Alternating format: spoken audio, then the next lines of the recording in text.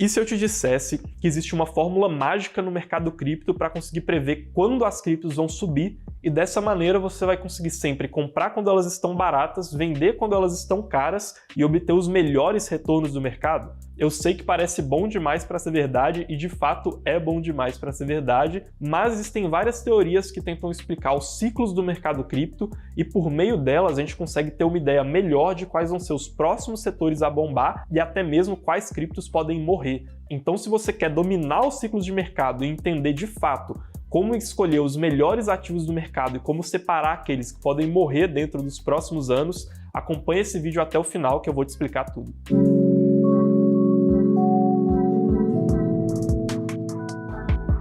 E esse vai ser um daqueles vídeos mais complexos e mais densos em conteúdo. Normalmente as pessoas só vêm aqui para assistir os vídeos de moedinhas e altcoins que vão explodir. Então se você gosta desse tipo de conteúdo mais complexo e uma análise mais robusta, não esquece de deixar o like aqui embaixo para a gente saber que vocês gostam desse conteúdo e para ajudar o YouTube a entregar esse vídeo para mais pessoas. Mas agora sim, vamos para o vídeo. Entender os ciclos do mercado sempre foi um objetivo de grandes investidores, inclusive no mercado tradicional. O Howard Marks, que é um dos investidores mais conhecidos do mercado, é um dos cofundadores da Oaktree Capital, que atualmente gerencia mais de 164 bilhões de dólares, no seu livro, o The Most Important Thing, ou seja, o mais importante que todo investidor deve saber, ele ressalta sobre a importância de entender o pêndulo do mercado. Basicamente, o mercado ele oscila entre períodos de extrema euforia e extremo medo, extrema depressão do mercado, e aquele investidor que consegue dominar esses ciclos tem uma vantagem muito grande,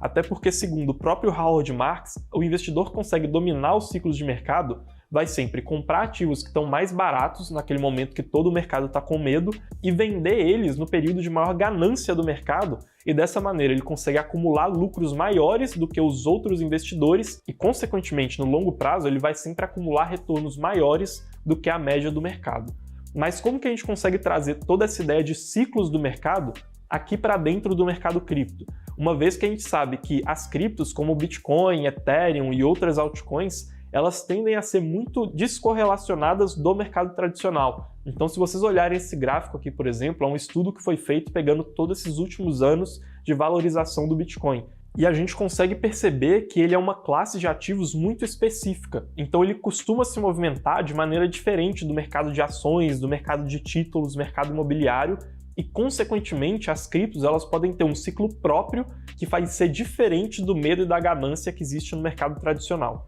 A primeira teoria e a mais famosa para tentar prever como funcionam os ciclos do mercado cripto é por meio do halving do Bitcoin. Então a gente sabe que muitas vezes o restante das criptos do mercado acompanham o movimento do Bitcoin. Então, em teoria, se a gente consegue entender como vai acontecer os ciclos do preço do Bitcoin, a gente conseguiria entender como funcionam os ciclos do mercado de maneira geral. E o halving é um processo que existe na rede do Bitcoin em que a cada 4 anos o número de bitcoins que são oferecidos como recompensa para os mineradores que estão validando essa rede cai pela metade. E a gente consegue observar que nos últimos halvings ocorreu um ciclo em que, a partir do halving, quando essa recompensa é cortada pela metade, o Bitcoin começa a se valorizar, depois existe uma correção, um período de maior depressão do mercado, o Bitcoin volta a ter um preço que anda de maneira linear e aí, consequentemente, no próximo halving, o preço do Bitcoin sobe de novo e esse ciclo vai se repetindo como ele já se repetiu algumas vezes. Em teoria, isso acontece porque a quantidade de Bitcoins que está sendo jogado no mercado diminui e como a demanda por eles continua a mesma e a oferta de Bitcoins diminuiu,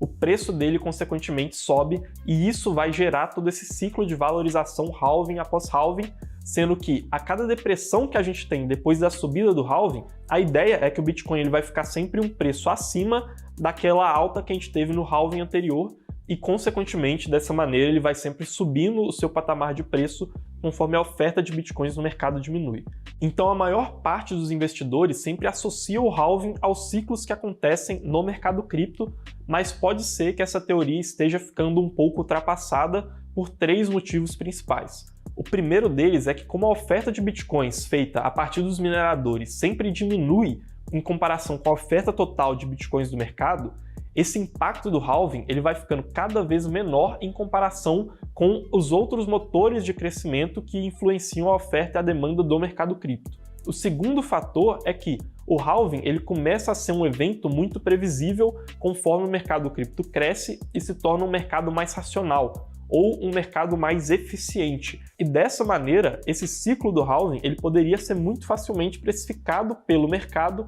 principalmente agora que a gente tem uma entrada muito maior e uma presença muito massiva de investidores institucionais dentro do mercado cripto. E o terceiro motivo pelo qual o halving pode não ser a melhor maneira de prever esses ciclos do mercado cripto é porque o Bitcoin está perdendo dominância dentro do mercado. Antes, o Bitcoin representava mais ou menos 70% de todo o valor de mercado que existia no mercado cripto. Mas atualmente, essa faixa de dominância já caiu ali por volta dos 46% até 43% de dominância no mercado, e conforme outras altcoins, como a Ethereum, vão se desenvolvendo, criando novas tecnologias e atraindo novos usuários, a tendência é que a dominância do Bitcoin fique cada vez menor. Então, de maneira geral, parece não fazer tanto sentido a gente sempre se basear no halving para poder tentar prever quais vão ser os próximos ciclos de baixa e de alta do mercado cripto. Mas então, para onde a gente pode olhar nessa investigação para entender e dominar os ciclos do mercado cripto?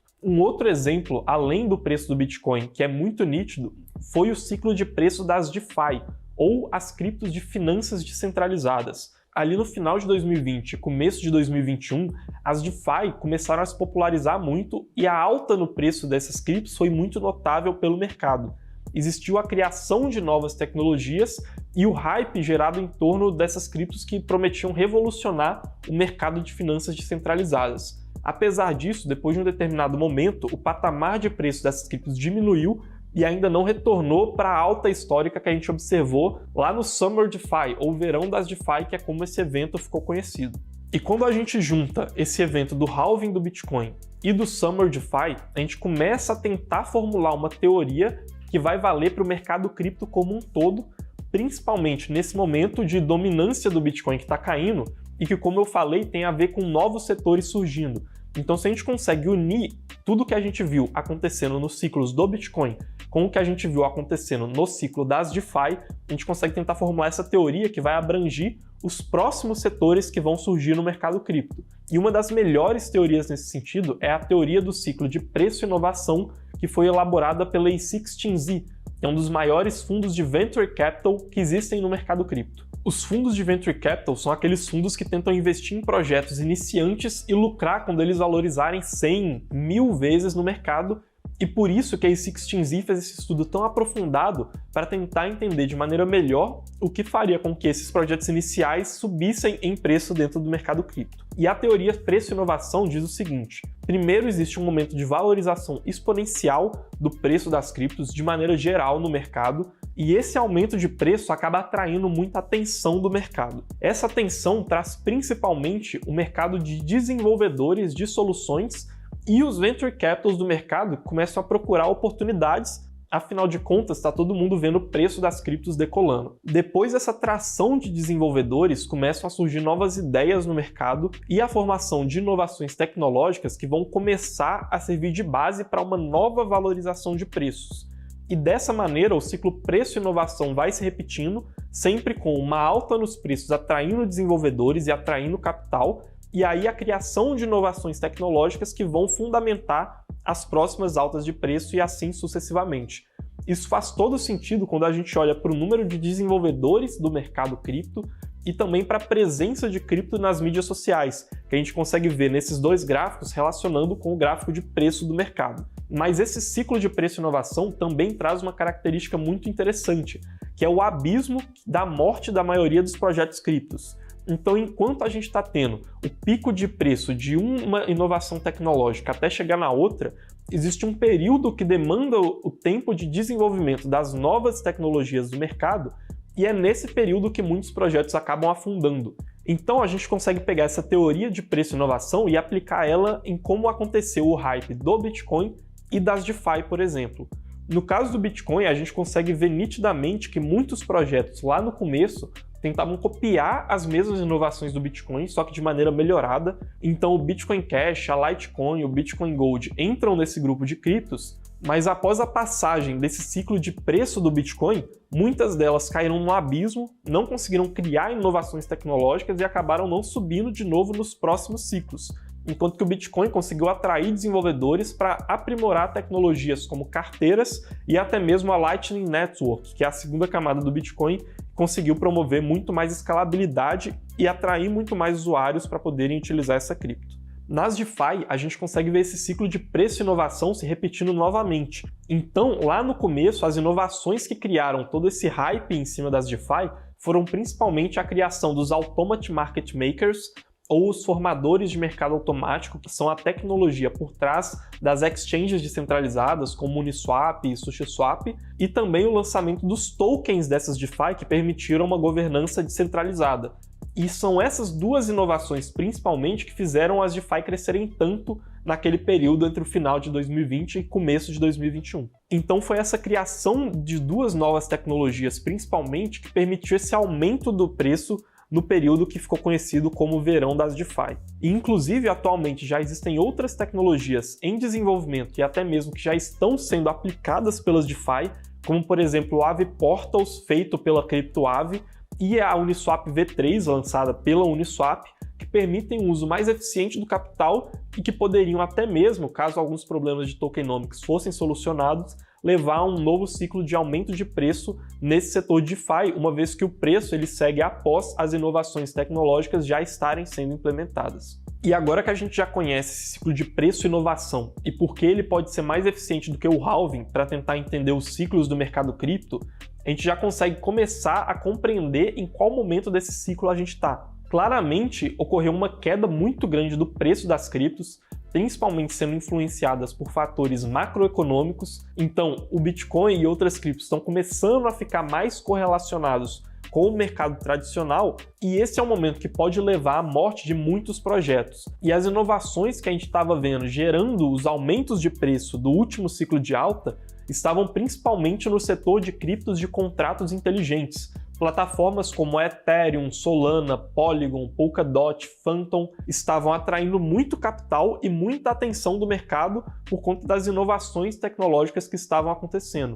Mas nesse momento elas já atraíram muito financiamento de fundos de Venture Capital e muitos desenvolvedores. E provavelmente agora a gente vai passar por um momento de morte de muitas dessas plataformas de contratos inteligentes e do acirramento da competitividade entre essas criptos para decidir quais vão ser as vencedoras e que vão sair bem no próximo ciclo de alta. Da mesma maneira que lá no passado o Bitcoin ele se fortaleceu enquanto criptos como o Bitcoin Gold e Litecoin morreram, nesse momento algumas plataformas de contratos inteligentes com diferenciais competitivos vão conseguir se estabelecer no mercado para poder crescer ainda mais no próximo ciclo de alta, enquanto algumas outras vão ficar no passado do mercado. E nesse momento, quais são as inovações tecnológicas que poderiam iniciar um novo ciclo de alta do mercado cripto? Existem duas principais delas que vêm chamando a atenção. A primeira são as próprias plataformas de contratos inteligentes, principalmente a partir da atualização do The Merge da rede Ethereum, que é a maior atualização da história do mercado cripto,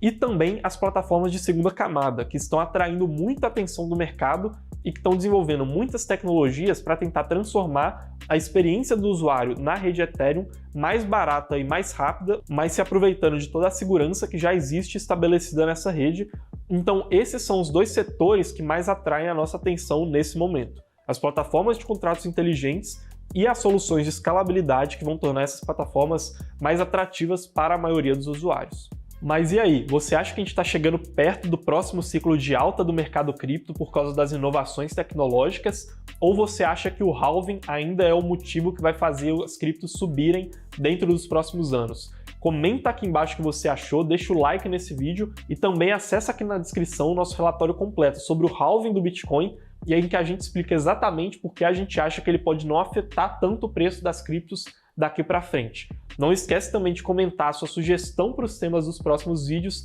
e a gente se vê em breve. Até mais!